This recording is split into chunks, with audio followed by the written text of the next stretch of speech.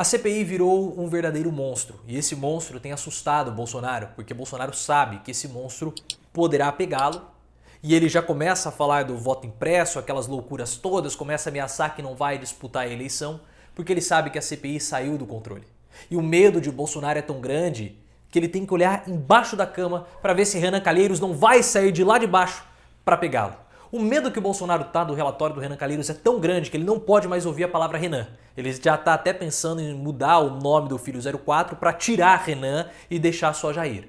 E para piorar a situação, Michele não dorme mais com ele, o casamento está em crise, talvez estejam dormindo em quartos separados.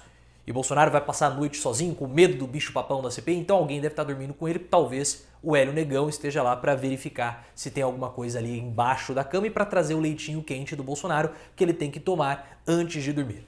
Mas quando eu falo que a CPI virou monstro, eu não uso essa expressão no sentido negativo ou pejorativo. Eu uso mais como sendo uma figura de linguagem. Eu tenho certeza, ou uma ilustração. Eu tenho certeza que vocês já viram filmes ou histórias de cientistas, criadores que fizeram uma criação, mas essa criação em um determinado momento perde o controle, sai do controle daquele cientista, do criador, e ela começa a agir por vontade própria, tomando as suas próprias decisões, as suas próprias atitudes. E a CPI está exatamente dessa forma. Hoje, Randolph, Renan, Omar, eles não têm mais controle perante a CPI. O máximo que eles podem fazer é tentar ali ir direcionando caminhos, mas a CPI ela age com vontade própria. A CPI ela começou para saber qual era a culpa de Bolsonaro no caos que nós tivemos em Manaus e também no Brasil, mas especificamente em Manaus. E ali chamaram os primeiros ministros da saúde, então chamaram o Mandetta, chamaram o Taixe, depois chamaram o Pazuello, chamaram pessoas a respeito do tratamento precoce e foi descoberto que o Bolsonaro agiu com intenção de que as pessoas se contaminassem. Isso ficou provado. A CPI já tem essas provas do crime contra a humanidade. E foi isso que nós estávamos discutindo durante toda a primeira etapa da CPI.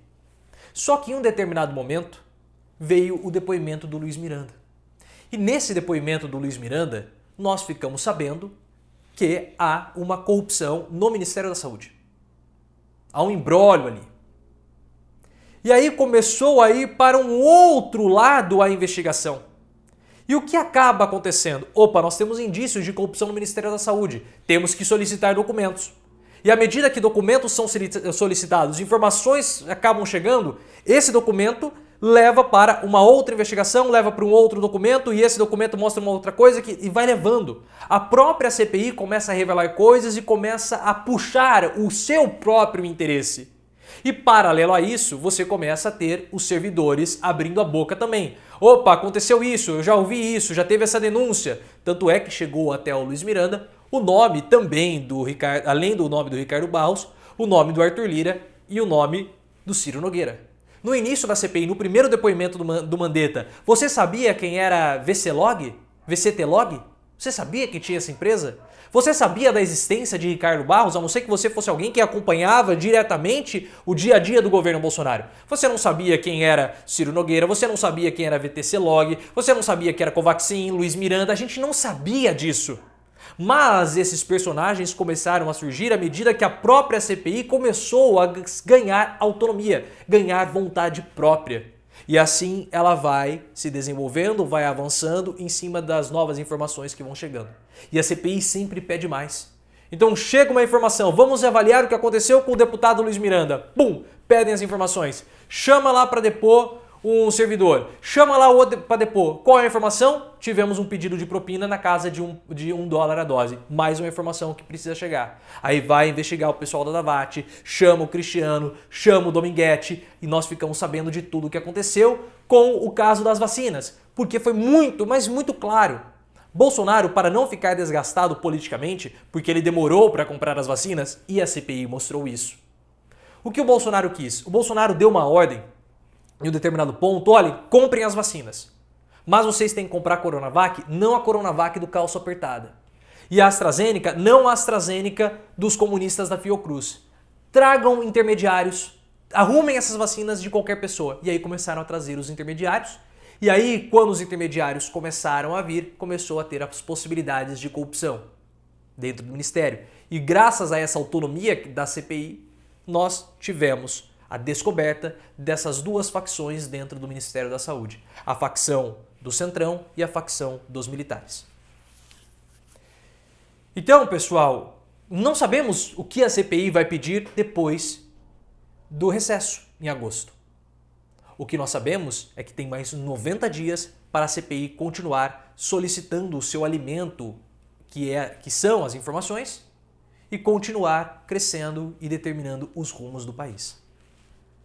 Só que nós chegamos no momento que, como eu falei, Renan, Randolph, Omar não tem mais controle da situação. Então nós chegamos em um determinado ponto que Bolsonaro nem condições de propor um acordo ele tem. E lembram no início da CPI, quando nós falávamos aqui no canal, olha, a CPI está chegando num ponto que não tem como acabar em pizza.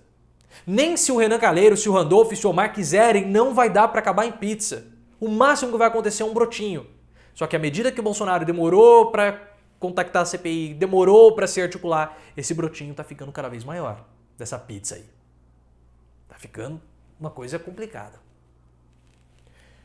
E quanto mais o Bolsonaro demorou para trazer o acordo, para tentar costurar alguma coisa, mais a situação dele complicou. E nós sabemos que a CPI hoje já tem os elementos suficientes para poder dizer que o Bolsonaro cometeu um crime contra a humanidade. E nós sabemos para qual lugar vai parar o relatório de Renan Calheiros. Ele não vai parar no país, aqui no Brasil. Ele vai pegar um aviãozinho, de preferência, se for Lufthansa, vai ser melhor, vai subir em classe executiva, não precisamos ter tanto luxo assim, vamos de classe executiva. Ele vai subir, talvez faça uma escalinha ali em Paris, no Charles de Gaulle, ou em Frankfurt, já que a Lufthansa vai parar em Frankfurt, e depois vai parar lá no aeroporto de Schiphol, que é na Holanda. De lá, um ônibusinho até o Tribunal Penal em Haia. E aí a situação complica para o Bolsonaro. E é por esse motivo que o Bolsonaro começa a chilicar em cima do voto impresso como ele fez hoje. Ah, quem que conta os votos da urna eletrônica? São os mesmos que soltaram o Lula. Começa a fazer uma confusão. Por que Bolsonaro quer fazer isso? Porque ele sabe que ele tem uma chance real de ser derrotado em 2022. As pesquisas mostram isso. As pesquisas, principalmente de segundo turno, ele tem um teto de 30% que ele não consegue transpor. E talvez ele não passe de 30%, mesmo com a sua aprovação ali mais alta.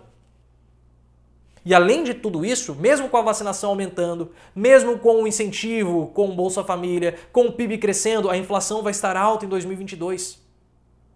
Ele vai conseguir vencer as eleições, vai ser competitivo, e nós temos que lembrar que há uma diferença aí de 5 mil eleitores, 5 milhões de eleitores no segundo turno de Bolsonaro para Haddad, 10 milhões de votos, 5 milhões de eleitores. Então Bolsonaro precisaria manter a 5 milhões de eleitores. É difícil. Ele tem que perder só 5 milhões de eleitores, é muito difícil, porque mais de 50 milhões de pessoas foram afetadas pela pandemia. Porque uma morte com Covid impacta 100 outras pessoas. Fora aqueles que ficaram com sequelas que vão perdurar até o ano que vem.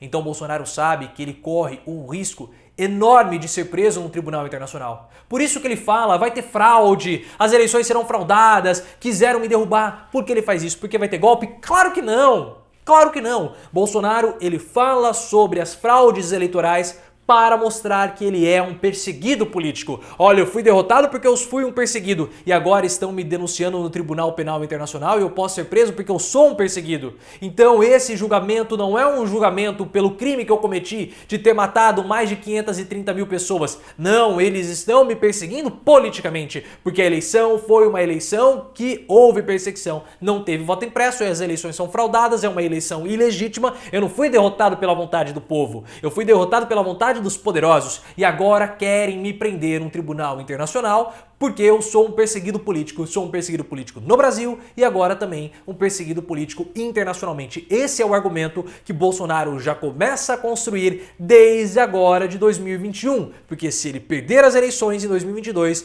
no dia 2 de janeiro ou ainda mesmo no dia 1º de janeiro de 2023, a denúncia vai bater no Tribunal Internacional. E aí ele vai ter que encarar um Tribunal Internacional sendo um ignorante, Sendo ignorante, não sei se Frederic Vassef fala inglês para poder defender Bolsonaro. Se falar inglês, Bolsonaro sai do tribunal tranquilamente, porque nós sabemos toda a competência de Frederic Vassef, porque ele é um ser mais evoluído, mais iluminado do que todos nós, principalmente com aqueles cabelos negros, misteriosamente negros. Ele é um ser diferente, nós sabemos isso. Nós sabemos, ele é um celestial, muito diferente. Mas se o Fred Vassef não falar inglês, e se o Tribunal Internacional não falar a língua dos anjos? Fica complicado. Qual vai ser o respaldo de Bolsonaro? Zero. O país dará suporte num julgamento internacional? Claro que não. Por isso que ele já começa a falar em fraudes, em perseguições, para se garantir, quando for derrotado nas urnas em 2022, ou até mesmo antes, com o impeachment, ele quer se garantir no julgamento no Tribunal Internacional. Gostaria de ler a sua opinião sobre esse assunto. Se inscreva no canal, ative as notificações. Me siga no Instagram, canal Profiléu, e também no Twitter, @ProfiléuOficial.